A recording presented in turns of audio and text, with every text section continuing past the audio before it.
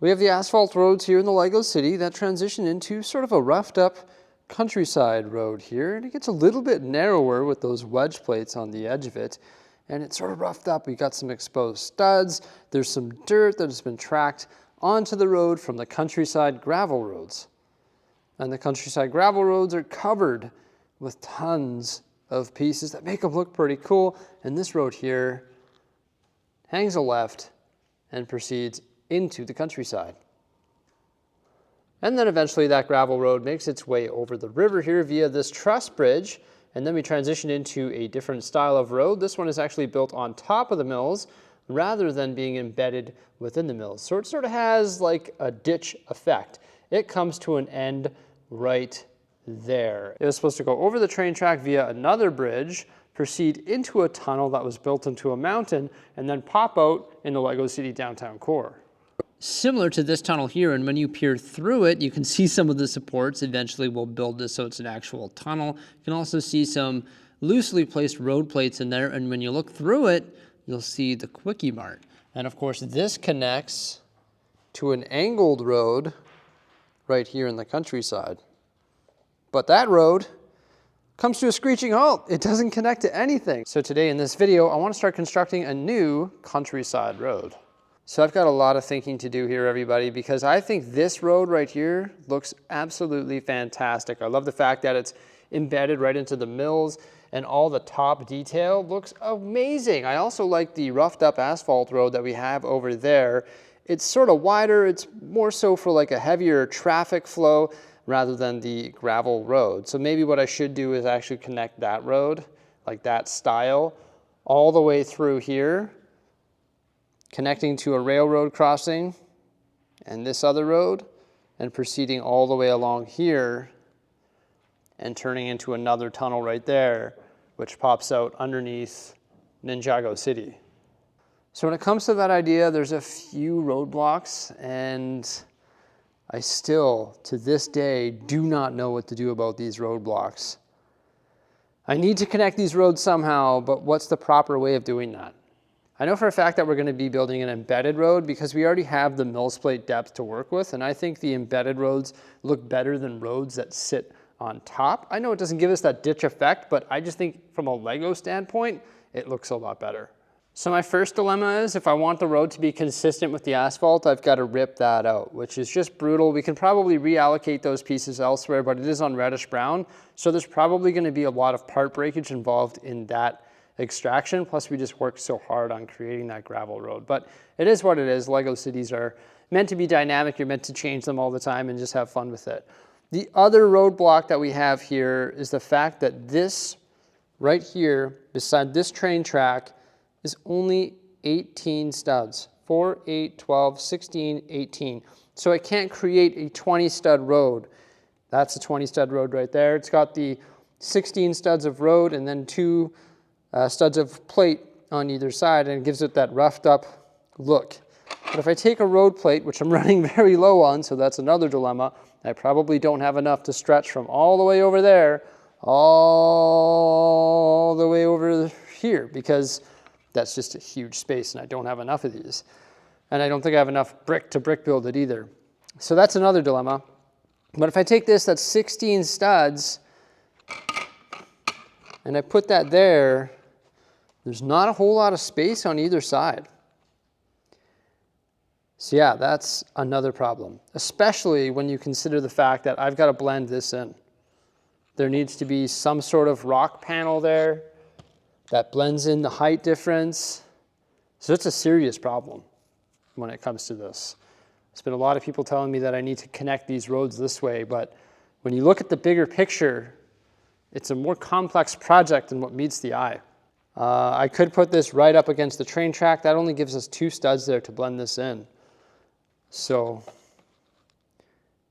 yeah, I'm really not sure what to do there all the way along. When I first started this video, I thought we were going to start constructing these roads. But then I had to look at it with you here in this video while I'm recording this video, and I now realize that this is going to be more challenging than you would think. I guess what I could do is build down the mills on the backside. Like I could rip out this section here and start building it down so we can get more studs to work with. That's what I'm gonna have to do. I'm gonna have to lower it in this section, but this section over here is wood built. So in the wood built areas, it's gonna be a little bit harder. So I'll have to modify these plates too, and we'll have to whittle this down on the mill's work. So we only have to go up this tall, which is approximately 1 panel. But that's gonna take up 4 studs. So I'll have to do it with slopes and bricks. Wow. Yeah, so there's not a whole lot of space here. And I'm scared if I use these, it's gonna make it very dark bluish gray, especially if I do rock work along the edge. Then this is just gonna be a sea of dark bluish gray, and I don't think it's gonna look that good. So this small project of throwing down road plates and connecting the tunnels is not as easy and as simple as you would think. And it's things like that that I can see as the Lego City builder that might be hard to visualize or to put on video, you know? Yeah. So, geez, I might have to shift gears here because I really don't know what to do there. That is a problem. Originally, I wasn't gonna have a road that connects, and I was just gonna use all of these available studs to blend in the elevation. I was just gonna have the road turn and go through and pop into the tunnel, and once again pop out over there on that side, and then we could have another road that branches off that. It could be like a T intersection, and that could service over there. And this road can now very simply just cross here, and then we can do a small section of road that would connect to the gravel road. Maybe I need to stick with my original idea, because now when I look at this, that's a problem. So is that gonna change what I do today? Jeez, I don't know. I've really got to give this some thought. I don't want to turn this into a sea of dark bluish gray along here. Maybe it needs to be the gravel road effect. Or maybe I need to modify all of these just by bringing them down to this height to give that more space for blending, and then just try and figure it out over here. I don't know. You know what we should do though, as I think about that for probably another day at least, although I've got a pretty busy weekend here, we should place this house on the corner, and we should also grab the Twilight. Should do that with 2 hands. But I'm gonna grab the Twilight house, and we're gonna put them up here just to see what that would look like. It's funny, after we were done building this the other day, I didn't even feature the end results like up close. We just did it with the drone, but yeah. And it's what it looks like, pretty slick. You can see Simon's house right there. That would actually might be really nice there. Just add some like yard detailing and like a concrete trail coming up to the front door, and maybe some more yard detailing over here. That'd actually be sick. It's like perfect. Little angle there too. Yeah, it sort of matches the angle of that and the angle of the road and everything. So yeah, we got some angles there. Pretty beauty. And I did feature this, but I didn't really show the end product either. So this is sitting on the 16 by 16 panels. And you can see all the foundation work or structural work underneath.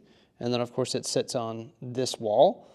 And I was discussing the idea of maybe removing this and then making like a section, like put a section on jumpers or something so that it's removable. And then we can have like scenes underneath, whether that be like a basement of a house or like a bunker or something cool. Am I gonna do like a bat cave? That I don't know. I don't know if I'm gonna make a Wayne Manor, but if like a section was removable so that we actually see in there, that would be super cool, right? Like a basement, or I think a bunker, that'd be neat. But now I'm getting distracted. Let's grab that Twilight house, place it up there and see how it looks. The thing is, whatever building we put up here, I think has to face that way.